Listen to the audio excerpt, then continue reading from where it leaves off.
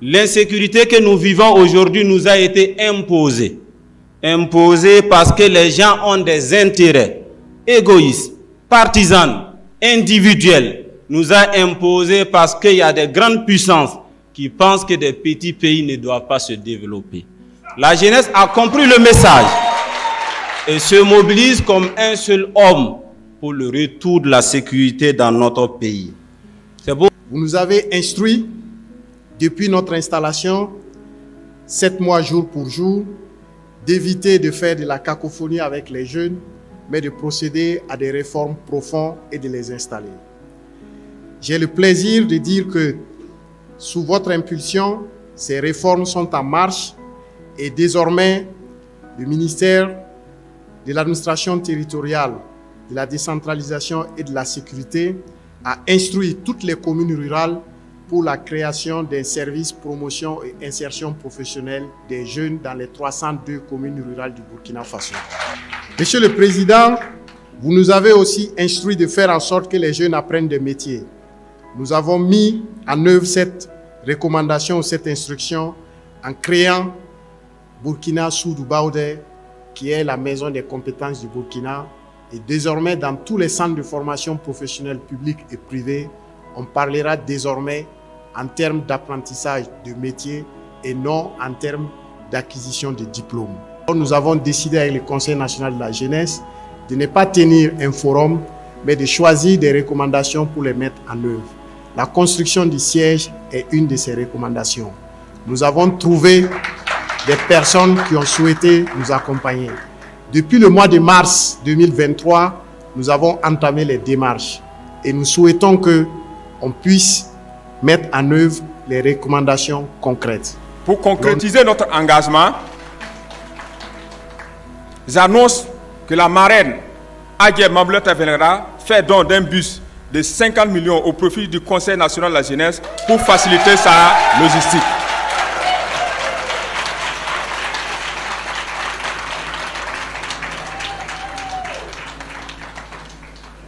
Aussi, c'est avec grand plaisir que j'annonce à mon propre nom, Inoussa Kanazé, le don de 1000 tonnes de ciment Simfaso d'une valeur de 110 millions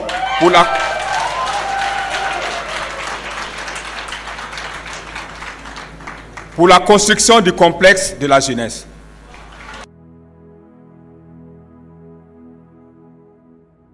Je voudrais donc commencer mon propos en remerciant Dieu Tout-Puissant qui nous a permis donc de nous retrouver ici en bonne santé ce matin pour célébrer donc la Journée internationale de la jeunesse.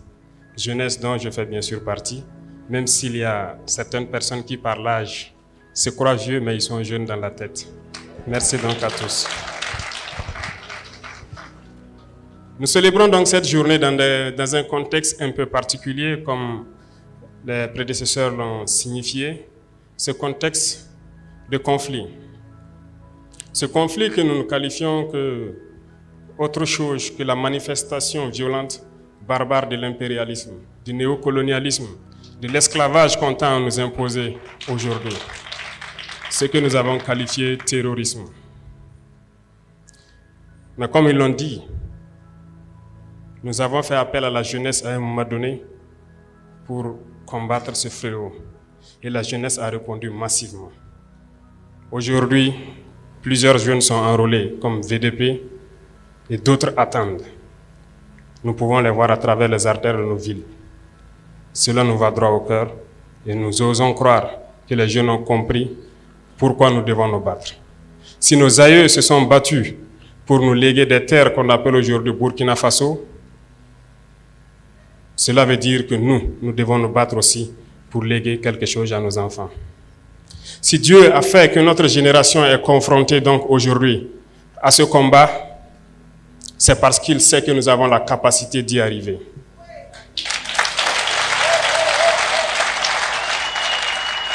Et je sais compter sur tous pour qu'on y arrive. Le combat n'est pas seulement que militaire sur le terrain, mais le combat est beaucoup plus profond. Dans ce sens que nous devons aussi combattre à changer la mentalité. Notre génération a peut-être grandi dans un système qui nous a façonnés, qui est très difficile à changer peut-être, mais pas impossible. Peut-être que parmi nous, certains se retrouvent encore avec peut-être des caractères dont on ignore la portée, mais j'aime le dire, pour citer un auteur, il n'est pas d'homme plus méchant qui ne puisse changer son cœur si on lui enseigne comme il le faut les voies de la sagesse. Je pense que chacun d'entre nous peut changer. Et dans ce sens, il y va de soi qu'on puisse se pardonner lorsque quelqu'un n'est pas sur la voie qu'on espère, mais en même temps en lui enseignant les bonnes manières pour qu'on puisse changer. Parce que l'arme fatale de l'impérialisme aujourd'hui, c'est la manipulation. Et la jeunesse est la cible. Notre pays, ou je dirais l'Afrique, est en majorité jeune. Et la jeunesse est la cible de cette manipulation. Et lorsque l'on découvre, il faut combattre cela. Et la plupart du temps, l'impérialisme n'est pas forcément ceux qui viennent d'ailleurs, mais ils sont parmi nous. Et c'est parmi nous que la manipulation naît. J'invite la jeunesse à s'en départir, à toujours chercher l'information juste et à toujours penser à nos patries, à nos différentes patries partout en Afrique. Je répète, si nos aïeux nous ont laissé une terre que nous avons trouvée, nous devons laisser de meilleures terres pour nos enfants. En ce sens, aujourd'hui, nous sommes réunis pour parler donc des problèmes de la jeunesse. Nous allons nous faire des promesses, certes, voir des perspectives, mais aussi se lancer des défis. Je pense que le parrain et la marraine vous ont lancé des défis et le ministre a souhaité vous donner chacun 300 francs. Mais je crois que le défi va au-delà de cela. Parce qu'il faut que la jeunesse comprenne aussi quelque chose. Nous, au niveau de l'exécutif, nous prenons des mesures, mais nous avons besoin aussi de vous parler, de vous sensibiliser, pour qu'ensemble nous puissions relever les défis qui sont aujourd'hui posés à nous. Pourquoi je dis cela? Lorsqu'ils racontent leurs histoires, on se rend compte qu'ils se sont battus d'eux-mêmes pour y arriver. Aujourd'hui, comme le ministre l'a signifié, instruction a été donnée pour qu'on puisse créer un fonds unique qui puisse soutenir la jeunesse dans l'entrepreneuriat. On ne vous demandera pas peut-être de partir de zéro, mais il y aura un minimum pour vous accompagner et vous aider. Parallèlement à cela, il y a très peu de temps, nous avons tout fait pour élaguer tout ce qui est fiscalité au niveau donc des jeunes entreprises qui devront se créer. Cela pour accompagner que vous ne vous retrouvez pas confrontés dès les premières années à certaines difficultés. En plus de tout ça, je pense comme il l'a annoncé, nous pensons beaucoup à la formation professionnelle. Et c'est l'une des réformes majeures donc, de ce département. Et je pense qu'au passage à l'université, on l'avait bien fait savoir, il ne s'agit pas aujourd'hui de bosser, d'avoir un diplôme et de chercher à être employé. Il s'agit aussi d'apprendre des métiers et de pouvoir exercer. Donc, nous cherchons aujourd'hui à réorienter une bonne partie de la jeunesse vers l'emploi professionnel. Ce qui va sans dire que nous devrons construire beaucoup de centres de promotion donc, de l'enseignement professionnel et pouvoir apprendre beaucoup de métiers aux jeunes parce qu'ici nous regorgeons de beaucoup de ressources. Il y a assez de réformes donc en faveur de la jeunesse qui sont en cours et à travers le monde nous avons pu comprendre que nous pouvons y arriver parce que nous avons assez de ressources à faire valoir à l'extérieur. Nous nous sommes centrés par exemple sur l'agriculture actuellement qui est très important pour nous. Parce que je le disais tantôt, l'autosuffisance alimentaire, c'est un combat. C'est un combat parce que lorsque nous parlons de dignité, nous parlons d'honneur, si vous n'êtes pas autosuffisant, vous n'avez aucune dignité. Lorsqu'un père doit rentrer le soir à la maison et qu'il n'a aucune graine à mettre dans l'assiette de son fils, il ne peut pas parler de dignité. Toute la famille vivra dans l'indignité parce que la femme devra se battre comme elle peut, de toutes les manières que vous puissiez imaginer, pour trouver à manger. Il n'y a pas de dignité une fois qu'on ne mange pas sa faim. Il n'y a pas de dignité lorsque nous tendons la main. Et voyez-vous cette nouvelle forme donc, de néocolonialisme dont on parle, qui tend donc à ramener notre jeunesse à des mendiants, à des assistés chroniques. Nous nous battons contre cela. Lorsque vous dites à un partenaire qui est prêt peut-être à vous servir de, comment je dis, mobile money, jusqu'à 100 milliards, mais lorsque vous dites à ce même partenaire, non, servait donc à Mobile Money 20 milliards et 80 milliards, nous allons faire des projets structurants donc, de production agricole pour les jeunes. Ils ne sont pas d'accord. Ça doit nous interpeller. L'objectif, c'est de vous maintenir dans cet assistanat permanent. C'est de vous empêcher de pouvoir produire de vous-même et de vous en sortir. Et chaque fois, on vous donnera un peu et on vous dira de rester là. N'ayez pas peur d'entreprendre. N'ayez pas peur d'entreprendre, il faut vous lancer. C'est dur, souvent très dur. Vous allez trébucher, vous allez souvent vous retrouver à genoux. Comme diraient certains, profitez, faites une prière, appuyez sur la paume, relevez-vous et marchez toujours. Ne vous arrêtez jamais.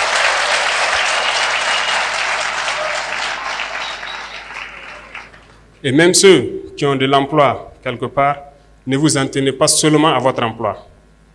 Cherchez à investir, cherchez à développer quelque chose d'autre en parallèle.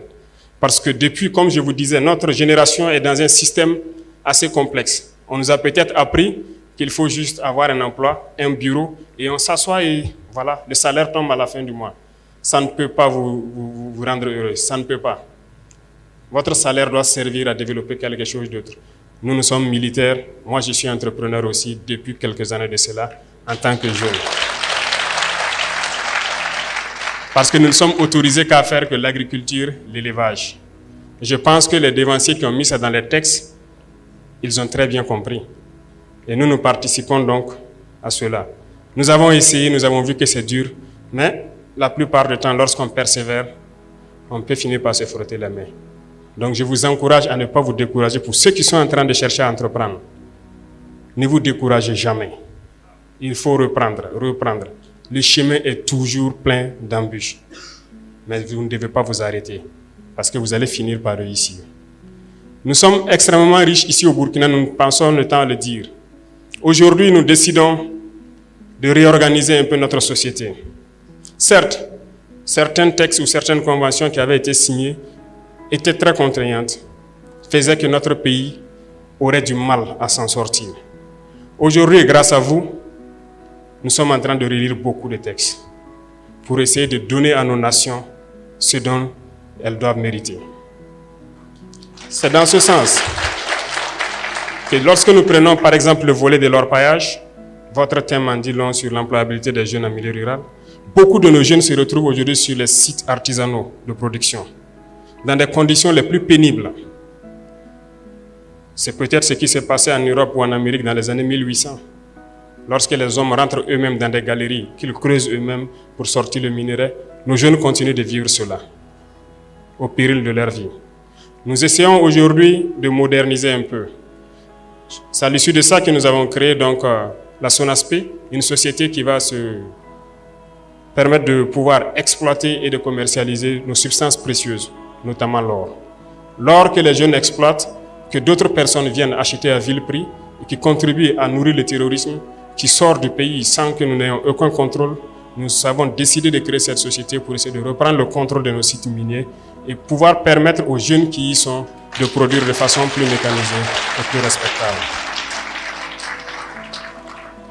Nous voulons aussi que chaque région puisse produire une spécialité. Ça pourrait être sûrement dans le domaine de l'agriculture parce que nous avons d'immenses potentialités. Nous avons des réserves d'eau naturelles, des lacs un peu partout à travers le pays, des rivières qui coulent et des barrages par-ci par-là, mais qui ne sont pas exploités. Nous sommes en train de vouloir lancer dans chaque région et c'est pour ça que ici je vous annonce qu'il y aura un représentant de chaque région au niveau de la présidence comme chargé de mission. Ce processus est en cours. Ces gens donc devront prendre les préoccupations de la jeunesse et surtout aussi des femmes qui se battent jour et nuit pour que nous puissions agir de façon progressive là où nous devons agir. Parce que cette lutte que nous avons aujourd'hui contre le terrorisme ne se fait pas uniquement par les armes, mais également par le développement. Tant que la jeunesse n'aura pas d'emploi, elle sera toujours tentée d'aller vers là où c'est facile d'avoir de l'argent. Et c'est ça aussi qu'il faut combattre. Nous avons déjà identifié beaucoup de pôles et que nous allons très bientôt à la sortie de la saison fortifier à travers l'initiative présidentielle, mais aussi à travers le ministère de l'Agriculture qui a une très bonne base de données et que nous avons donné une mission spéciale pour qu'on puisse atteindre l'autosuffisance alimentaire. Au sein de chaque région, donc, nous allons valoriser ces points d'eau et ces réserves que nous avons et nous allons accompagner autant que possible les jeunes. Donc c'est inviter tout le monde à se mettre au travail et à pouvoir redonner donc un autre visage à notre pays. Il y a beaucoup d'autres chantiers en cours et nous ne pourrons pas tout détailler ici. Je pense qu'au fur et à mesure, le ministère va se mettre à l'œuvre pour pouvoir, à travers le Conseil national des jeunes et à travers donc ce complexe que vous allez bâtir, je suppose que ce sera donc l'incubateur majeur qui pourra permettre de répercuter donc toutes les initiatives en faveur des jeunes vers les différentes régions. Peut-être que nous ne serons pas très longs, il y a un champ d'échange à venir, mais je souhaiterais vous dire, et j'insiste dessus, de ne pas avoir peur de risquer. L'entrepreneuriat, c'est du risque. Nous avons élagué tout ce qui est fiscalité autour. C'est un message à l'endroit de vous les jeunes. Initiez quelque chose. N'ayez pas peur de risquer. Pas de risque, pas de plaisir. Risquez, lancez-vous. On vous accompagnera autant qu'on peut. Et pour ceux qui se battent actuellement, nous essayons de faire le maximum possible pour donner tout ce dont ils ont besoin. C'est le lieu pour moi de rendre hommage donc à tous ces jeunes qui se sont engagés sans état d'âme, comme VDP, qui sont aujourd'hui sur le terrain, sous la pluie, sous la brume, dans la boue, partout où on les demande de partir, ils se battent sur le terrain pour essayer de récupérer nos terres et donner donc à ce pays ce qu'on appelle l'intégrité territoriale. Et chacun à son niveau doit donc pouvoir aussi, à défaut de prendre la Kalachnikov, prendre autre chose pour participer au développement de cette patrie. Et ça, nous ne comptons que sur vous les jeunes.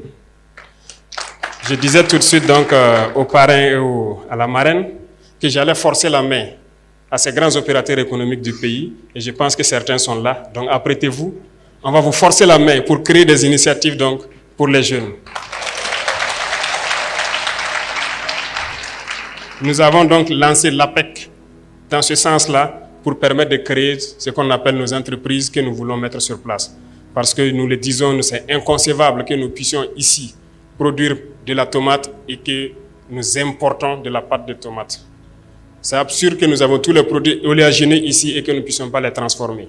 Nous avons lancé cela et je vous invite à souscrire massivement parce que nous allons créer nos entreprises ici sur place et développer. Certes, des esprits impérialistes pourront essayer de vous détourner de l'objectif, mais écoutez, visez loin, visez très loin, réfléchissez et voyez ce qu'on va faire. Merci donc à tous ces jeunes qui sont déplacés à travers l'Afrique pour venir soutenir leurs frères et leurs camarades du Burkina Faso. Nous vous disons merci, nous vous souhaitons de passer un très bon séjour au Burkina Faso et souhaitons que vous puissiez retourner en paix et aussi lancer le message à l'endroit de toute la jeunesse africaine. Parce que le combat que nous menons, ce n'est pas uniquement pour le Burkina Faso, mais c'est un combat pour toute l'Afrique. Il est temps qu'on se réveille et que nous ne soyons plus amenés à traverser l'océan, à mourir pour aller chercher l'Eldorado tant vanté. On peut le créer ici. Mettez-vous au travail et je pense que c'est possible. Donc merci d'être venu nous accompagner dans ces moments donc, de partage et de réflexion. Sur ce, je voudrais vous dire donc, restez en veille parce que le combat qui a commencé sera long, dur, mais ce n'est pas impossible parce que nous croyons que bientôt nous allons y arriver. Merci beaucoup à vous. La patrie ou la mort. Merci camarades.